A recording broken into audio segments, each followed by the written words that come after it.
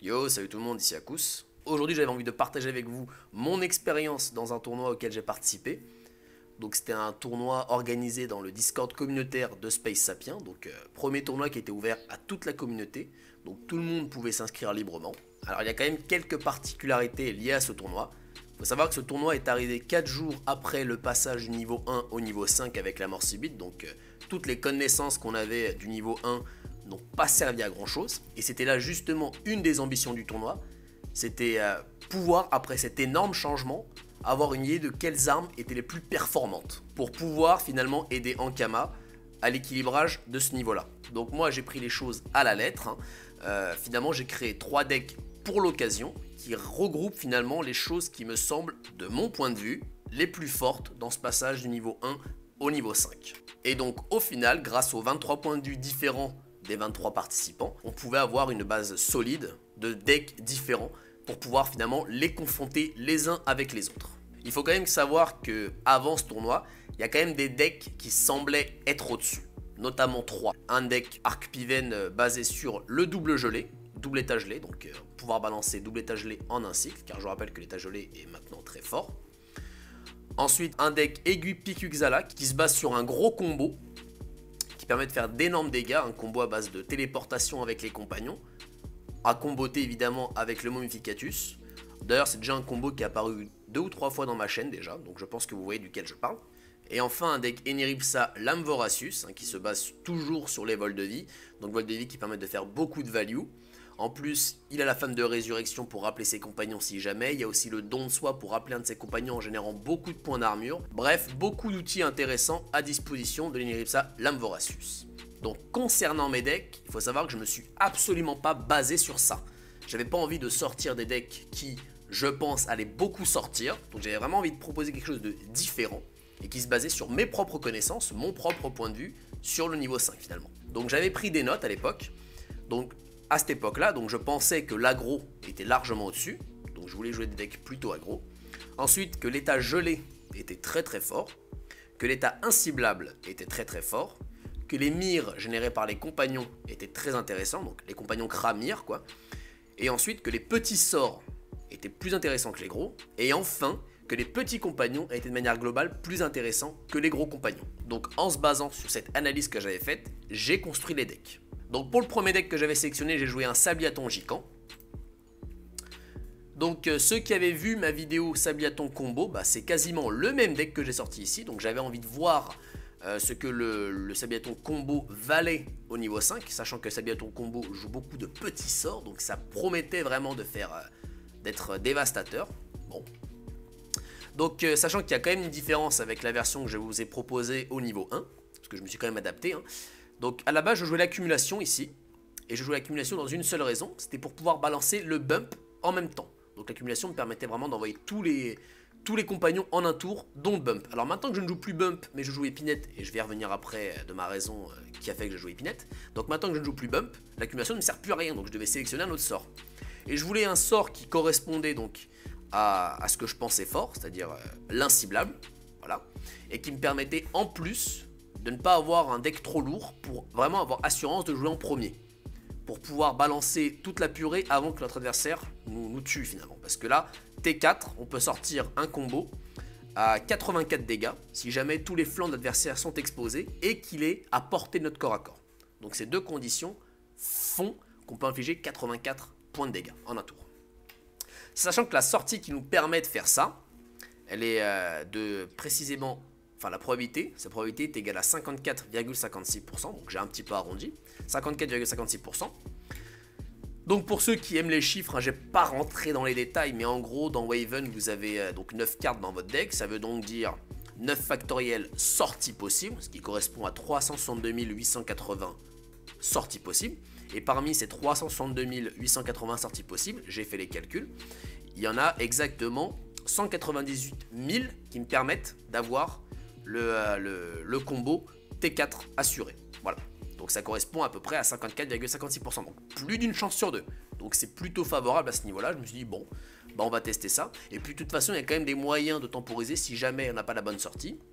On pourra jouer le cadran du Xelor ou alors téléportation forcée, par exemple, pour vraiment empêcher notre adversaire d'arriver trop rapidement à notre corps à corps si jamais, si on a besoin de temporiser. Bon. Mais de toute façon, vous allez voir dans les parties que je vais vous montrer comment est-ce que ça marche. Ce sera quand même plus simple à expliquer à ce moment-là. Alors, j'ai juste un truc que j'ai pas expliqué, c'est pourquoi j'ai mis épinette. Car le combo à la base, c'est je tape avec mon Xelor, je tape pas avec le Pharnix, et je tape avec Nox, Compte à rebours et Bump. Sauf que Bump, vu que maintenant son body est moins intéressant, j'avais pas forcément envie de le jouer. Par contre, Nox, je le joue quand même parce que le sort et le fait qu'il ajoute un PA à la réserve quand il attaque, ça reste quand même super intéressant pour ce deck là. Donc par contre le Bump je l'ai mis à la poubelle. Et j'ai mis la épinette, en fait ça permet de pouvoir maintenant taper avec tout le monde, donc le Pharnix aussi. Et une fois qu'on a tapé avec tout le monde, d'ailleurs notre héros va disposer de 16 d'attaque parce que j'ai balancé double Momificatus pendant le combo. Donc voilà, petit aparté. Et une fois que j'aurai tapé avec tout le monde, je pourrai invoquer la épinette qui va en plus me permettre d'étendre le combo, car elle me fait piocher une carte, et en plus m'extirper du corps à corps de mon adversaire. Et je pourrai en plus balancer un cadran du Xelor dans le cas où je ne termine pas mon adversaire. Donc mon adversaire est bien acculé, il a pris énormément de dégâts. Et finalement, je ne suis pas à portée de son corps à corps, et en plus je suis inciblable, donc c'est vraiment compliqué de m'atteindre. Et si jamais mon adversaire résiste, arrive à survivre à ça finalement, bah, il va essayer de s'en aller. Et c'est pour ça aussi que j'ai mis la téléportation forcée. Comme ça, si jamais il survit, parce qu'il joue un deck ultra contrôle ou je sais pas quoi. Et si jamais il n'a pas d'inciblable, évidemment, attention, et bah, je peux balancer la téléportation forcée pour le remettre dans le merdier là. Comme ça, tous mes compagnons pourront à nouveau taper. Donc en général, l'adversaire survit pas à ça. Bon après, si je fais un misplay ou quoi, peut-être, mais en général, il survit pas à ça. Donc vous allez voir en game ce que ça va donner. Donc le deuxième deck que j'ai sélectionné est un deck Glaive Stalactos. Donc voici le deck. Donc pour ceux qui auraient remarqué, ça ressemble beaucoup à une version l'Armageddon Spectral que je vous avais présenté à l'époque sur la chaîne. Il y a juste deux différences, c'est qu'à la base je jouais Tonnerre en série à la place d'Algarad et je jouais également le Hush à la place de l'épinette ici. Donc déjà je vous explique rapidement le principe du deck. Donc le principe du deck c'est de faire beaucoup de dégâts grâce aux petits sorts, car je rappelle que les petits sorts sont maintenant beaucoup plus intéressants. De faire beaucoup de dégâts, donc générer pas mal de jauge. Et finalement T3, alors, si jamais on arrive à avoir 4 de jauge, donc il y a beaucoup de sorties qui nous permettent, alors par contre là j'ai pas fait les calculs, mais il y a beaucoup de sorties qui nous permettent d'avoir T3, 4 de jauge. Et bah T3 et 4 de jauge, qu'est-ce qu'on va faire? C'est qu'on va invoquer Flécheur, balancer triple mire, donc c'est facile grâce au jab qui est gratuit. Balancer triple mire et invoquer Évangéline direct en même temps. Donc à ce moment là on ne devrait plus avoir beaucoup de mains, et Évangéline va nous permettre de nous refaire une main. Voilà, donc ça c'est vraiment l'idée. Et si jamais la partie dure, on a encore le Pharnix sous le coude pour nous refaire encore une main si jamais. Donc j'ai sélectionné ce deck là pour deux raisons, donc pour montrer, enfin pour jouer finalement ce qui me semblait fort encore une fois. Donc à la fois l'utilisation des mires des compagnons, à la fois le fait de spammer plein de petits sorts, mais aussi, et c'est la raison pour laquelle j'ai pris le Stalactos, pour montrer à quel point l'inciblable est fort. Voilà, c'est pour ça que j'ai joué ça. Donc finalement je perds la potentialité de balancer des âmes spectrales. Et finalement les âmes spectrales qui permettaient de réduire beaucoup les points d'action pour faire vraiment des tours encore plus énormes. Mais je me suis bloqué cette possibilité là juste pour avoir de l'inciblable en fin de partie. Vraiment juste pour ça. Donc là c'est un choix que j'ai fait à ce moment là. Et donc pourquoi est-ce que j'ai pas mis Hush? Déjà parce que Hush est beaucoup moins intéressant. Il n'a pas escalé sur le plus 2 en attaque. Donc évidemment il a 7 d'attaque si jamais... Enfin c'est pas terrible hein, vraiment. Voilà. Et à la base lui il combotait bien avec le Yop l'Armageddon Spectral parce que finalement son sort aussi coûtait moins cher en fonction du nombre d'âmes. Donc finalement on pouvait balancer plein de fois son sort de pioche pour faire des tours énormes. Mais je me suis vraiment bloqué cette possibilité là juste pour inciblable. Donc à la page j'ai mis l'épinette parce que finalement, étant donné que j'ai mis Algarad, je génère de la jauge haut. Et vu que son sort à un moment donné il va falloir que je le joue, hein, le stalagmite, et ben l'épinette va pouvoir me permettre à la fois de gagner encore une carte, donc toujours dans cette idée de quand même conserver une main convenable, mais en plus me permettra, si jamais je suis en nombre glacé et si je commence à me faire attaquer par un ou deux persos adverses, m'extirper de leur corps à corps. Et quand je suis en nombre glacé, bah, je suis plus difficile à atteindre. Voilà. Donc c'est vraiment ça l'idée. C'est un deck qui de base c'est sur une Armageddon Spectral et je l'ai juste adapté rapidement pour pouvoir jouer d'inciblable. Voilà. Et on arrive finalement au dernier deck. J'ai sélectionné l'Arc-Piven. Donc parmi toutes les choses qui me semblaient fortes dans ce passage niveau 5, il y a une chose dans laquelle je n'ai pas parlé, c'est l'état gelé. Et l'Arc-Piven me semble être l'arme, d'ailleurs c'est l'arme, qui permet le plus de représenter cet état gelé. Alors pourquoi? Parce que l'Arc-Piven est la seule arme permettant d'avoir double état gelé en un seul cycle. Voilà, parce que son actif applique l'état gelé évidemment. Donc alors ma version, c'est une version que j'avais à la base faite pour contrer les Xelor catalysatrices lors de la sortie du patch du niveau 5, hein, parce que je rappelle qu'à l'époque l'explosion tapait 5, donc il fallait vraiment un moyen de les calmer, et c'est ce deck là que j'utilisais, donc voilà, c'était assez intéressant pour ça. Donc finalement on va voir que c'est le deck que j'ai le moins travaillé, mais je me suis dit bon, de toute façon vu que j'allais me le faire ban tout le temps, voilà, j'ai pas trop envie de m'épuiser pour rien. Donc alors malgré le fait que ce soit une version très aggro, j'ai déjà mis la meurtrière. Alors pourquoi la meurtrière? Ça peut sembler être un choix voilà, assez étrange hein, pour un deck aggro. Parce que finalement quand on y réfléchit 2-3 secondes, hein, déjà la meurtrière si on l'a T1, bah, on a déjà l'inciblable direct. Et en plus, notre adversaire si jamais il l'élimine en 3-4 tours par exemple, ce qui est déjà une belle performance hein, de pouvoir l'éliminer en 3-4 tours, bah, finalement il aura déjà mangé 15-20 dégâts. Voilà donc finalement T1 pour 5 points d'action, on peut infliger 15-20 dégâts, voire plus si jamais l'adversaire ne veut pas le focus. Bon, ce qui est quand même intéressant, même si c'est des dégâts différés, finalement c'est forcément des dégâts qu'il va manger, parce qu'au début il ne peut pas invoquer de compagnons qui lui permettent de tanker pour ça. Alors il faut savoir que la meurtrière infligeait 1 dégât au niveau 1, maintenant c'est niveau 5, donc c'est le scaling le plus élevé, hein, donc l'évolution de 114% je crois. Donc voilà, c'est très intéressant à ce niveau-là. Ensuite, premier combo permettant d'appliquer l'état gelé, le visqueux into le glace core, donc voilà, on applique l'état mouillé et on balance l'état gelé. Alors pour pas être comme un idiot, hein, si jamais mon trait visqueux est au fond de mon deck, j'ai quand même mis double état mouillé, donc le trait mouillant, que je vais compléter avec la pointe chotante, hein, pour toujours faire des tours à 6 points d'action, parce que je rappelle c'est une version agressive, donc il faut vraiment harceler notre adversaire, on peut pas se permettre de faire un tour relativement creux comme ça. Donc c'est deux sorts qui vont dans notre génération de jauge, en plus hein, la pointe chotante, parce qu'on voit que je joue des compagnons R ici. Ensuite, troisième combo possible, ça va être l'ataraxie avec l'archerie. Donc je vais souvent envoyer l'ataraxie en première parce que celle-ci c'est celle que j'ai envie de récupérer rapidement en fait. Donc l'ataraxie avec l'archerie finalement. L'archerie qui permet de faire 2 générations de jauge et qui permet de faire 6 dégâts finalement pour 3 points d'action. Même si c'est des dégâts différés encore une fois parce que ce sont des mires qu'il va falloir forcément balancer.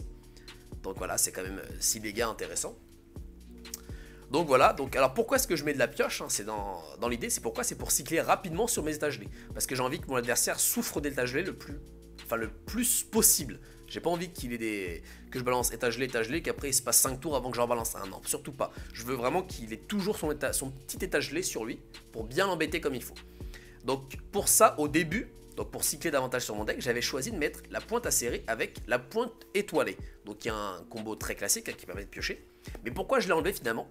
Parce qu'en faisant ça, je peux enlever un état mouillé que j'avais déjà mis au préalable. Parce que je rappelle que la pointe acérée implique l'état éventé, donc pour avoir la pioche, il faut avoir l'état éventé. Donc si jamais notre adversaire a l'état mouillé pardon, sur lui, si jamais j'étais amené à faire ça, bah, je pouvais lui enlever, donc je voulais vraiment pas faire ça. Donc à la place de ça, j'ai mis juste la pointe des cieux, qui est un des rares gros spells que je vais jouer, qui permet quand même de faire des dégâts intéressants.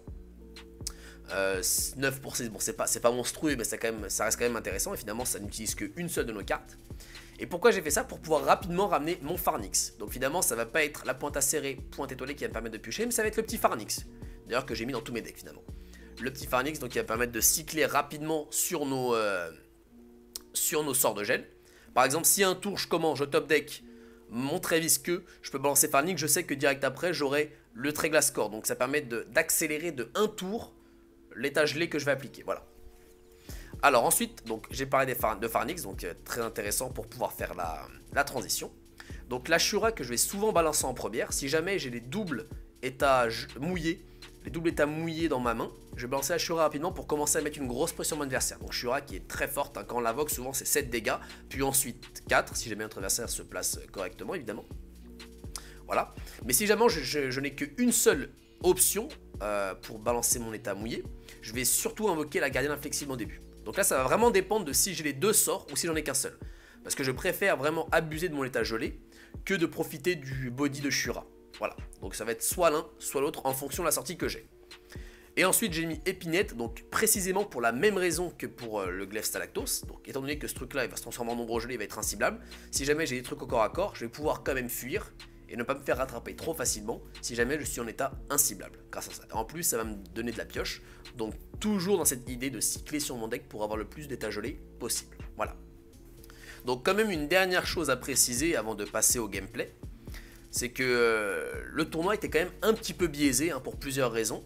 Déjà parce que certes on représente des armes qu'on joue, mais il y a aussi le niveau du joueur finalement qui va jouer, dans le fait de savoir si une arme est plus ou moins performante, donc ça biaise un peu le le protocole finalement.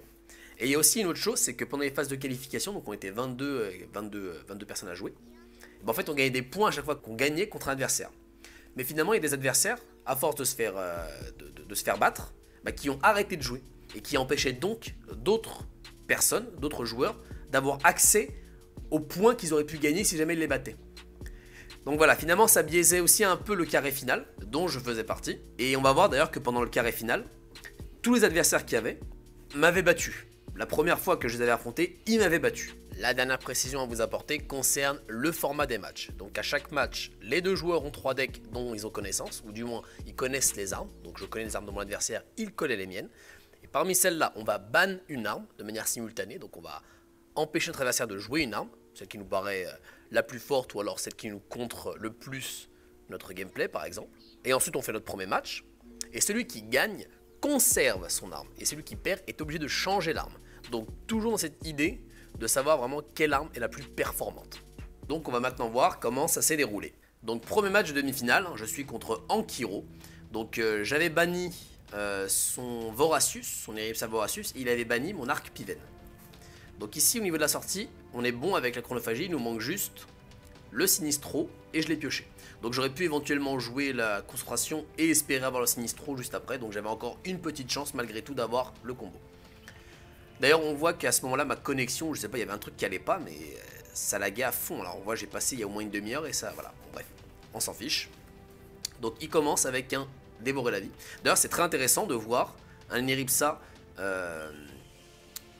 autre que Voracius, hein, finalement dans le carré final, hein, parce qu'on a vu quasiment que ça à chaque fois pendant le tournoi, donc c'est vraiment très intéressant de la part d'Ankiro de nous avoir proposé son Erypsa Scalpel, hein.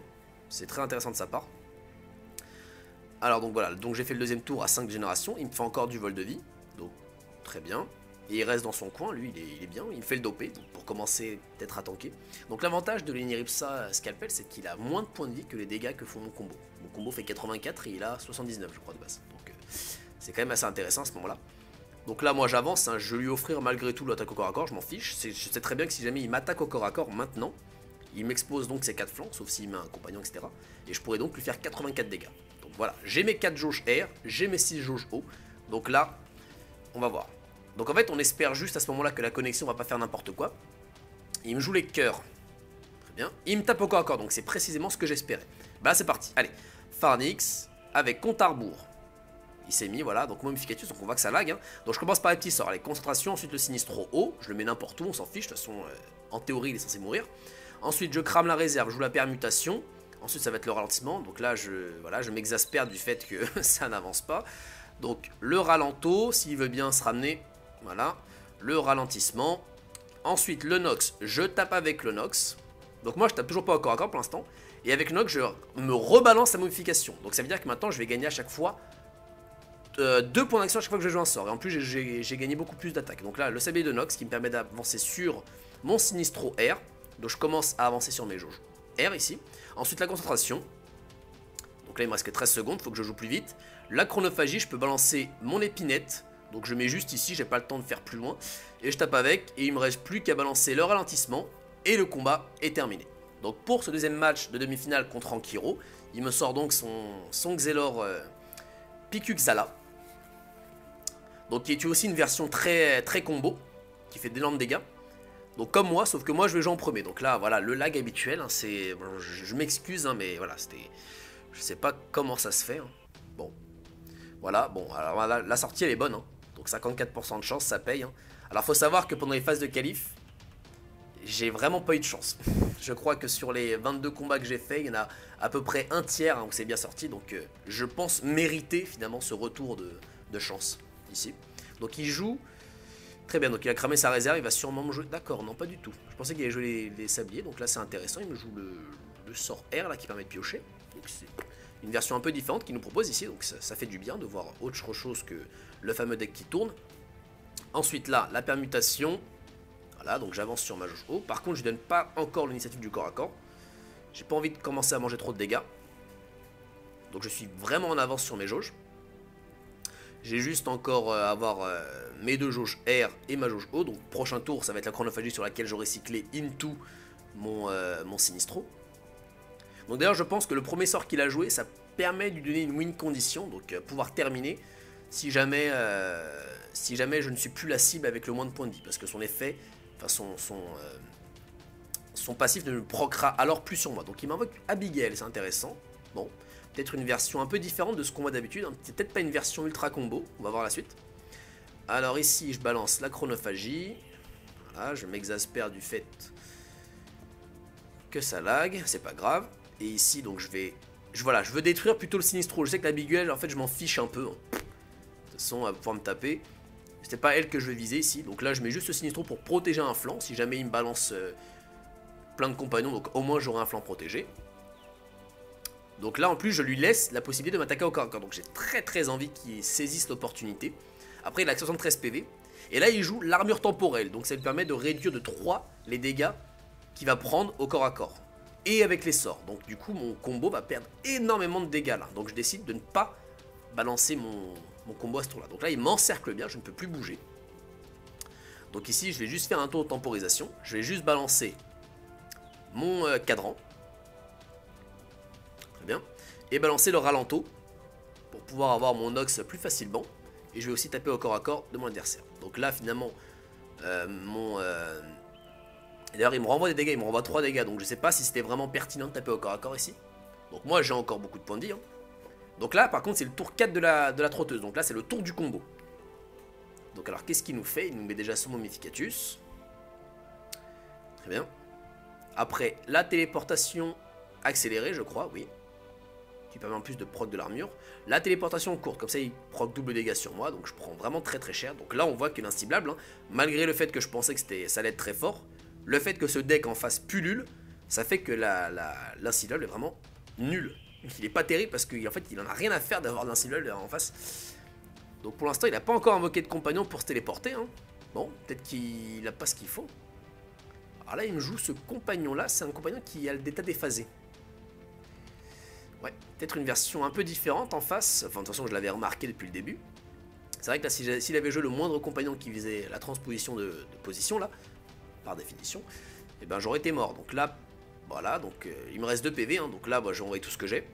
C'est parti, donc Pharnix, compte à rebours, je mets la Momificatus, je tape avec le compte à rebours. Donc Pharnix, je l'ai mis à l'envers, derrière, hein, parce que je pourrais pas taper avec lui au corps à corps. Donc voilà, alors là, je balance les petits sorts en probé, donc avec le Sinistro, la permutation qui va me permettre directement d'approcher Nox, ou même de l'avoir, car j'avais joué un sort au tour précédent. Ici, l'Héliacube de Nox. Allez, on continue, on joue plus vite. Voilà. Voilà, je pioche donc. Alors, je vais décider de balancer ceci pour aller sur mes petits sorts. Donc, concentration. Et mon adversaire, finalement, décide d'abandonner ici. Donc, on est en finale. Premier match de la finale. Nous sommes contre Silverters. Donc, j'ai ban son arc-pivène et il a ban mon sabliaton gicant. Donc, c'est l'un des seuls. D'ailleurs, je crois que c'est le seul à avoir banni autre chose que mon arc-pivène. Parce qu'en fait, Silverters est un joueur qui a aussi découvert, hein, le Xelor combo, donc il connaît sa puissance. Alors ici au niveau de ma sortie elle est dégueulasse. Je vous le dis directement, elle est dégueulasse. J'ai pas le bon, j'aime beaucoup avoir le bon en main de départ et avoir l'Algarade. Parce qu'en fait le bon je ne peux pas profiter du lancement de mire une fois que j'aurai mes cras. Donc là je suis obligé de faire fendre l'air sans avoir l'état éventé, c'est vraiment terrible. J'ai vraiment la main la pire.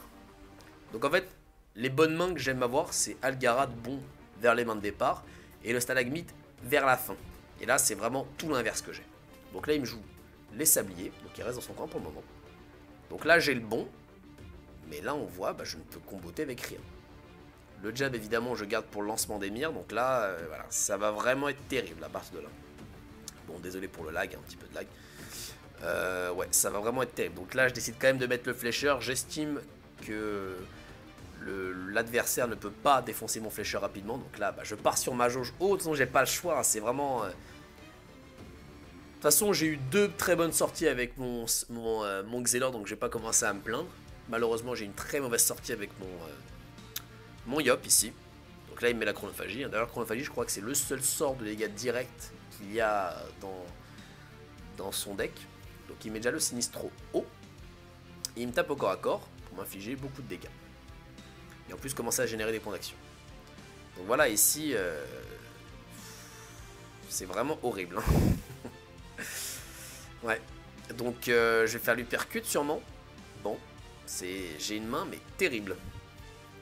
Parce qu'en fait, j'ai toujours pas l'Algarade ici, donc la main elle est horrible. Là, normalement, c'est le tour où je suis censé avoir Evangeline ici. Donc c'est parti, je vais essayer de me débrouiller quand même. Hein. Donc lui percute. Bon.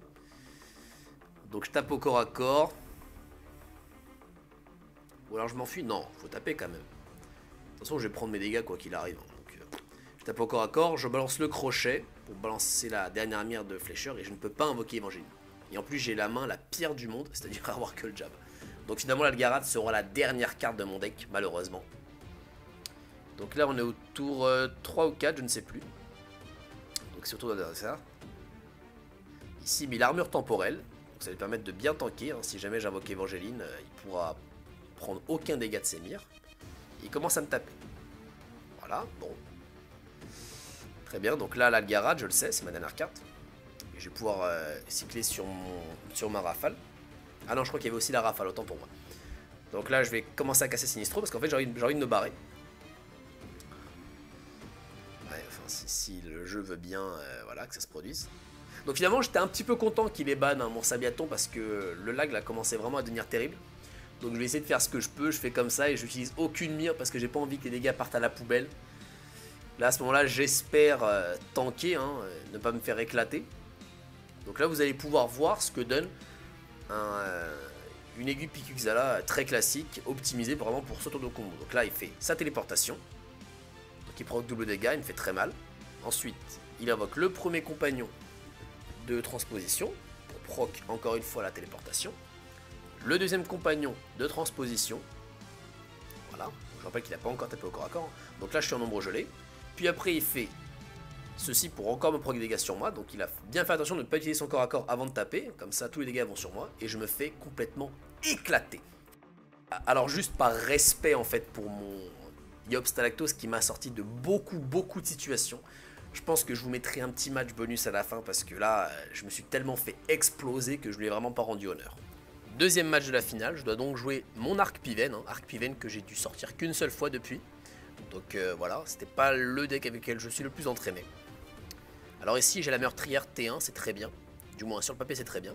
Au moins pour les dégâts, donc ça va enligner mon adversaire au niveau des dégâts, il va toujours en prendre. Par contre être inciblable ne sert quasiment à rien hein, contre l'équipe Pikuxala joué par mon adversaire. Donc là, l'armure temporelle qui permet de réduire de 3 toute source de dégâts que je vais pouvoir infliger au prochain tour. Et il met un Sinistro haut ici, en préparation pour de futurs tours.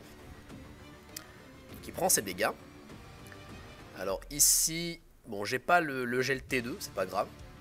Donc je vais donc faire mon combo pour mettre juste état mouillé. Ça tour d'après je pourrai commencer à envoyer du gel. Alors ici je me mets hors de portée d'une téléportation corps à corps. Mais je pense que c'est une erreur, car l'équipe Pikuxala ne va pas commencer à me défoncer tour 2. Donc c'était, je pense, une erreur à ce moment-là, j'aurais dû me rapprocher. Donc là, il m'envoie la chronophagie et il met le Sinistro R. Très bien. Donc je rappelle que mon deck est une version aggro, donc je suis censé être très agressif. Donc là, j'envoie voilà, mon état gelé. J'ai assez de jauge pour invoquer le compagnon de mon choix. Par contre, mon placement, donc, qui était très mauvais, m'empêche de balancer un compagnon au corps à corps de mon adversaire. Donc, finalement, je vais pas pouvoir mettre beaucoup de pression ici. Après, il y a toujours l'état gelé qui met toujours de la pression, mais voilà, je pourrais pas mettre davantage de pression en jouant des compagnons. Donc, il joue ses sabliers. Très bien, donc il va dans ses jauges qui lui permettent de gagner des points d'action et infliger des dégâts supplémentaires lorsqu'il va me taper au corps à corps. Ici, j'ai de quoi appliquer l'état gelé en un tour, c'est parti.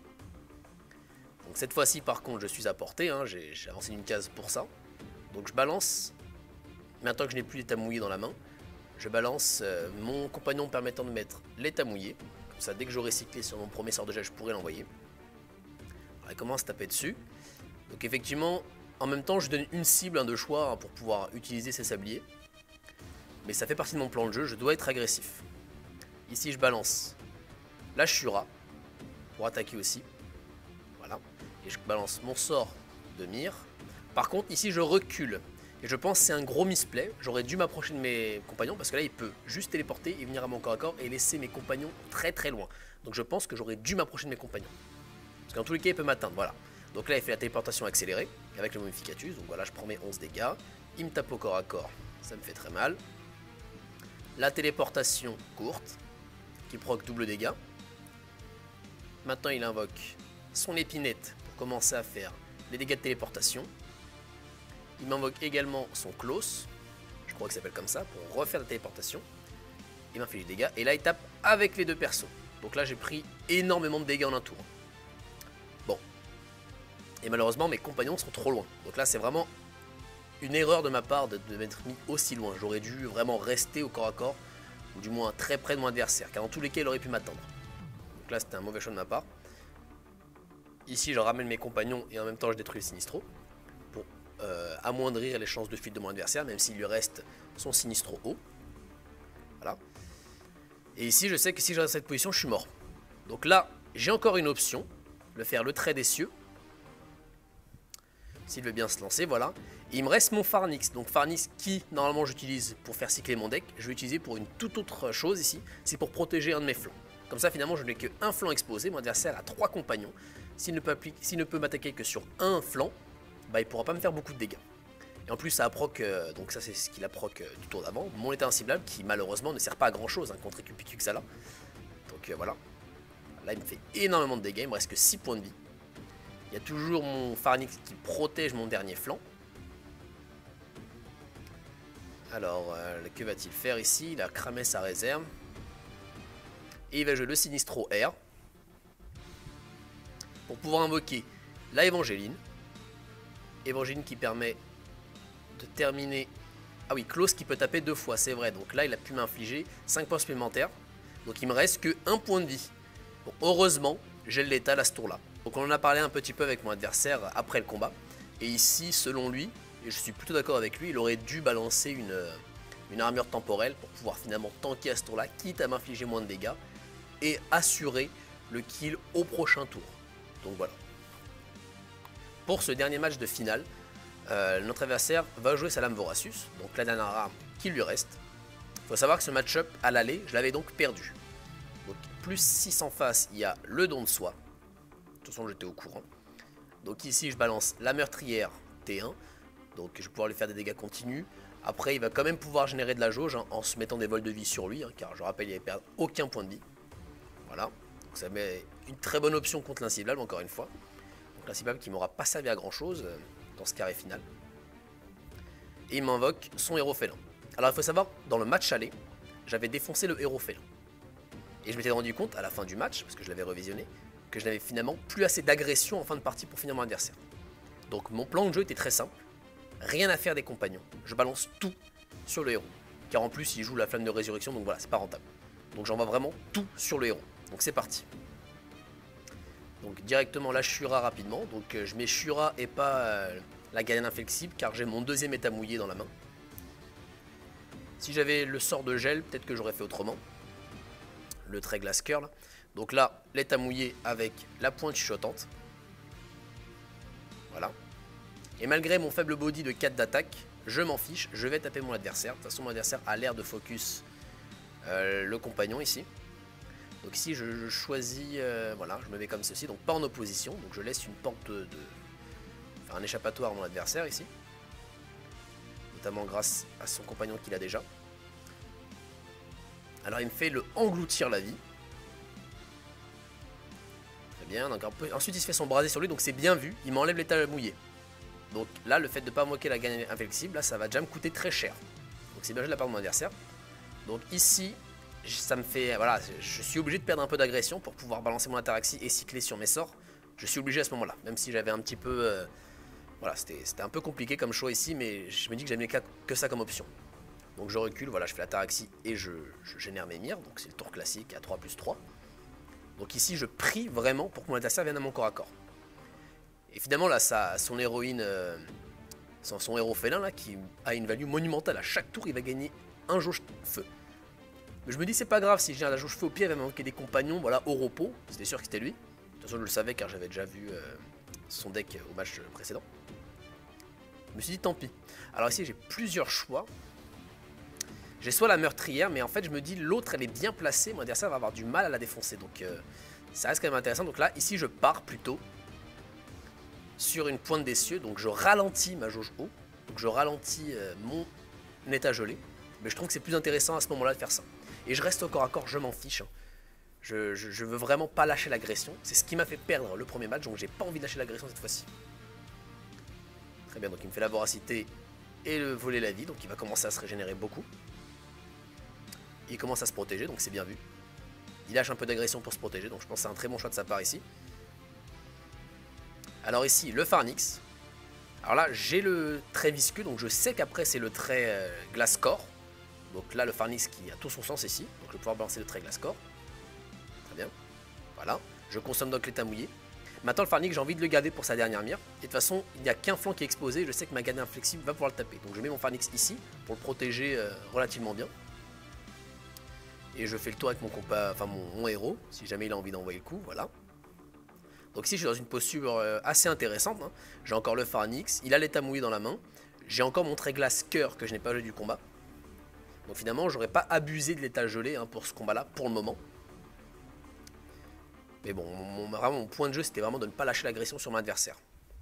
Ça, c'était vraiment la seule ligne directrice que j'avais dans ce combat-là, après revisionnage de ma première défaite. Donc là, ça va être compliqué hein, s'il utilise des sorts. Alors son héros félin qui a quand même une value énorme hein, depuis tout à l'heure, je ne l'ai pas défoncé, il a généré je ne sais pas combien de jauges. Donc il va pouvoir commencer à balancer des championnes sanglantes. Et éventuellement cycler dessus. Car avec Flamme de Résurrection ou alors Don de Soin, il peut le récupérer. Donc moi je ne lâche pas l'agression, je tape. Je mets l'état mouillé, ou plutôt l'état gelé. Voilà. Ensuite je frappe voilà, pour consommer l'état mouillé et ensuite le remettre instantanément. Et mon Pharnix va me permettre de taper le héros félin. Je prends... attention, je ne peux viser qu'un compagnon, donc je vais taper le compagnon qui est le plus embêtant. J'estime que c'est l'héros félin. Donc l'attaque qui met à peu près une demi-heure avant de se lancer. Donc c'est au tour de mon adversaire. Il défonce ma gardienne inflexible, hein, donc je pense que c'est un très bon choix, comme ça ça va ralentir mes états gelés. Donc ici il lui reste beaucoup de points d'action. Que va-t-il faire? Pour ça réfléchir, donc chaque sort qu'il va utiliser va lui faire perdre beaucoup de points de vie. Donc ici dans une situation très délicate là. Il me fait un dévorer la vie. Évidemment ça lui inflige 3 dégâts. Sa championne sanglante est morte, donc là il a fait un fail parce qu'il pensait pas que sa championne sanglante allait mourir et il voulait faire don de soi pour la récupérer. Malheureusement il a fait un fail. Donc là il va taper avec ce personnage là. Et là bah j'ai le létal, si je calcule bien. Je peux encore invoquer mon compagnon, en plus j'avais le létal facilement juste avec état mouillé etc. Mais bon à ce moment là je l'ai pas vu, bon c'est un peu dommage. Hein. De toute façon j'ai vu un autre létal même s'il est plus compliqué. Je me dis bon l'autre létal marche, donc moi ça me va. Je mets la pointe chotante, voilà, et là j'invoque Épinette, qui va me permettre de terminer ce combat.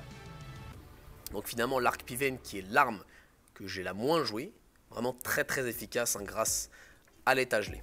Donc voilà, finalement je suis le grand gagnant de ce tournoi. Donc premier tournoi vraiment très intéressant. Le principe que chaque joueur ramène un peu sa connaissance du jeu, j'ai trouvé ça vraiment très intéressant pour la richesse de ce tournoi. Bon, même s'il y a beaucoup de decks qu'on a beaucoup vus, notamment les 3 que j'ai cités au début de la vidéo, il y a quand même des decks un peu tricky qui sont sortis, donc c'était assez marrant à ce niveau-là. Donc pour ceux qui veulent voir le petit match bonus, il va arriver juste après. Et pour les autres, bah comme d'habitude, hein, si vous avez aimé la vidéo, n'hésitez pas à mettre un petit pouce bleu ou alors à vous abonner. Et moi je vous dis à la prochaine, ciao. Donc pour ce match qui fait partie des matchs de qualification, nous avons joué contre Sorg, qui nous a joué un Kra Expingol. Il gagne plus 6, donc il a l'archerie. Donc ici au niveau de la main de départ, c'est pas trop mal. Bon, on a le stalagmite, malheureusement on n'en veut pas. Et on aime bien avoir le bon. Bon, c'est pas grave. On a quand même l'Algarade, donc ça va faire du bien à notre pioche en début de partie. Donc voilà. Alors mon adversaire joue Mire Soignante T1. Donc c'est, je pense, parce qu'il a l'archerie en main. Donc prochain tour, ça va sûrement être archerie. Donc ici, je me dis, dans la mesure où il va jouer archerie, et ben je vais balancer mon flécheur directement. Donc normalement je garde mon flécheur et j'invoque vraiment T3 en même temps que Évangéline. Bon malheureusement la sortie là ne me permet pas d'avoir Évangéline en même temps. Mais je me suis dit ici, étant donné qu'il va devoir balancer l'archerie, donc sacrifier 3 points d'action, je devrais être plutôt safe à ce niveau là. Donc il ne devrait pas mourir en un coup. Donc voilà, je lui envoie double spell pour profiter de mire. Et de toute façon même s'il arrive à le tuer, si jamais il change de plan de jeu, eh bien j'aurais quand même profité de mire. Donc on va voir quelle va être la décision de mon adversaire. Se générer des mires et laisser en vie mon flécheur, ou alors sacrifier sa dernière mire soignante pour tuer mon flécheur. Donc voilà, donc apparemment il part sur la seconde option, donc il veut focus mon flécheur ici. Voilà, très bien, donc il me fait double flèche, voilà, et il met son héros félin.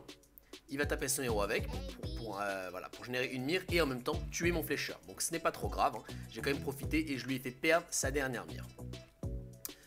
Voilà, donc là ici je tape le héros félin.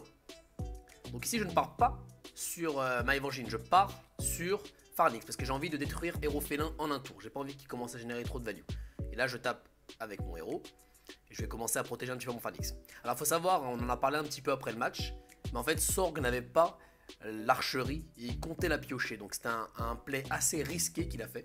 Mais bon, finalement il a réussi à défoncer mon flécheur, donc ça va, ça compense un petit peu. Donc là il commence à focus mon Farnix. Alors ici je suis obligé de jouer un spell haut. Non, pas du tout, parce que je vais piocher donc mon Algarad. Donc c'est parfait, le deck a déjà fait un tour. Voilà, je profite de la dernière mire de Farnix. Donc maintenant je m'en fiche en fait qu'il meure. S'il meurt, ça fera moins de dégâts sur moi. Donc mon adversaire a 5 mires. Donc j'essaie vraiment d'être très agressif. Il y a une manière de jouer contre les Expingols, c'est vraiment de refuser d'attaquer au corps à corps. Comme ça on génère pas de mire. Mais bon, vu que là il a plus les mires soignantes, je me dis ces mires n'ont pas trop de value pour le moment. Donc il met juste la pointe acérée, il tape mon Farnix au corps à corps, il invoque son propre flécheur, donc sûrement une pointe étoilée, voilà, qui va arriver pour commencer à se refaire une main.